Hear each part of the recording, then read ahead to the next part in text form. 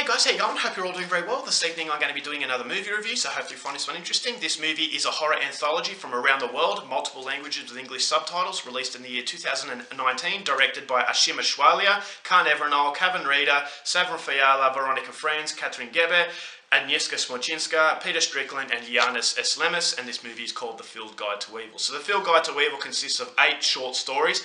They're from different parts of the world, so different cultures, but what they have in common is our fear, and how fear plays a driving role in each and every one of us, and also folklore. So each part of the world has their own sense of folklore, so they're going to express it in a very multicultural kind of horror experience. And so what these stories have in store for you is something you're going to have to find out for yourself, because that's as far as I'm going with my synopsis.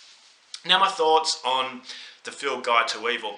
This is a very strange film coming into it. Now, I was excited, but on the other hand, I was very hesitant. Now, not many people talk about this film, which is very surprising considering the calibre of directing. If you are a fan of world horror, you will know who these directors are. You've got Veronica Franz and Savron Fiala from Goodnight Mummy. You've got Khan Evrenol from Baskin. Peter Strickland from Barbarian Sound Studio, Giannis Eslemis from Norway, the movie Norway, and also Agnieszka Smoczynska, who created a movie called The Lure, which is a very good Polish horror film about mermaids. And so I thought, alright, well, the calibre of directing, why hasn't this movie got more recognition? Why hasn't this movie been hyped as much as I really thought it would have been?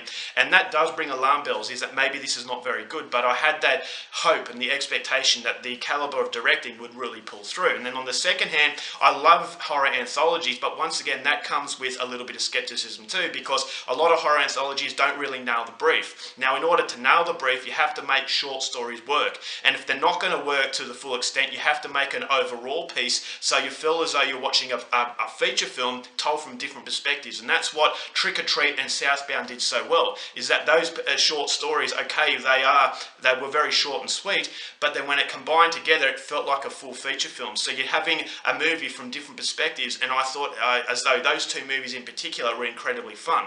But in a lot of other horror movies that horror anthology movies that I've been very disappointed in, they don't really nail that brief. So it just feels like random stories told in a way that it doesn't really wrap it up. And so I never felt as though they were short films. I thought as though they were films cut short, and that's ultimately a problem. And that's ultimately another sort of hesitation coming into The Field Guide to Evil. But I was hoping that my excitement and expectations would match those hesitations, but unfortunately after watching this movie, I will say that it's one of the most disappointing experiences I've had, because the calibre of directing, the overall end result, didn't really match the overall talent that was behind this film. And I don't know really what went wrong. I felt as though it lacked inspiration.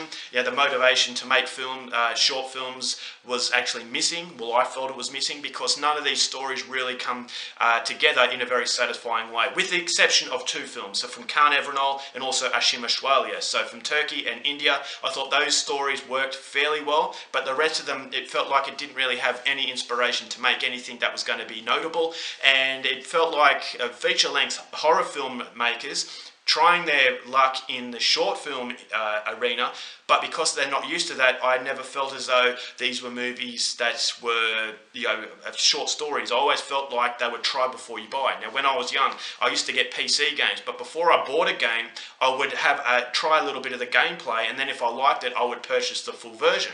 And that's unfortunately the problem I had with this film, is that each and every story, with the exception of those 2 I just mentioned, I felt as though at the end of it, there was a message that was going to come up saying, if you want to purchase the full experience, please visit so-and-so. Because I left scratching my head thinking, was that it? And so I thought, well, there was this ultimate feeling that these directors were banking the marketing of this film on their name and their name alone, because they don't showcase what they're truly talented, what they're truly capable of. And what they're capable of in the feature-length sort of arena was not present in the short stories. And so yes, as far as visuals are concerned, it's very gothic, and I like that, but unfortunately I just don't feel as though they had the idea and confidence to wrap everything up within a short story. And because there's no overall story to really make it feel like a feature film, I just felt as though it was a collection of folklore that wasn't as interesting as it really could have been, because number one, it doesn't feel as though there's any real passion there, and number two, after a while, all the films, you know, the short stories and all of the visuals and the mood starts to blend in together. And so it's from different parts of the world, but unfortunately, after a while, it just felt like one and the same. And so it's folklore. It's supposed to be very, very interesting. It's supposed to be a celebration of horror culture from, you know, different parts of the globe. But unfortunately, after a while, I just lost that sense. I lost the sense of novelty. I lost that sense of the multiculturalism, and I just felt as though it outstayed its welcome, and it was becoming tedious to watch. So there are some creepy moments, but unfortunately it's not enough to really save it. I thought with the directors that were involved, I thought it falls well short. It's an incredibly disappointing horror anthology, and it's one that I'm definitely not recommending. So overall, for this movie, going to give The Field Guide to Evil 1 star. It's very disposable, don't even bother. Alright guys, that's it for my review. Hope you enjoyed it. Till next time, keep watching movies, and I'll see you later.